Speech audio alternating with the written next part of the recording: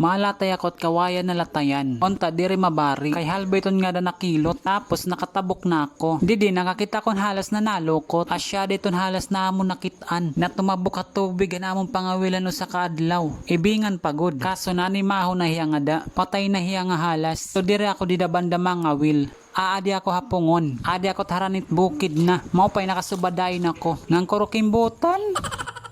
Basta pa.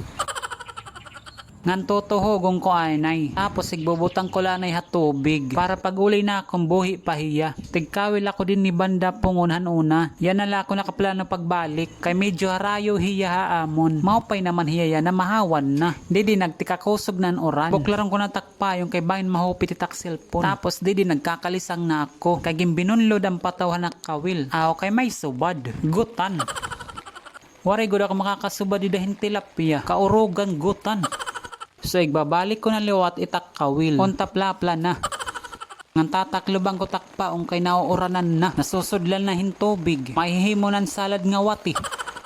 Didi sumirong anay ko kadalihan pa yung tapos mabalik na ako. And daw, sige daw kung may subad ba. Waray man.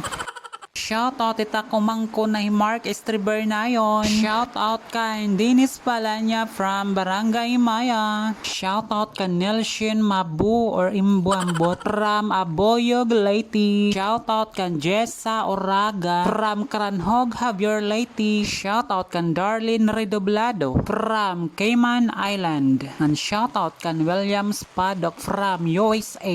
Didi nagmingaw man mga sis. Waray na nakobit. Ginhagkot adan mga isda. Waray na huhunungan orain. Gabay umuli. So and that's it. Saan ka pa? Kay ek ka na. Char.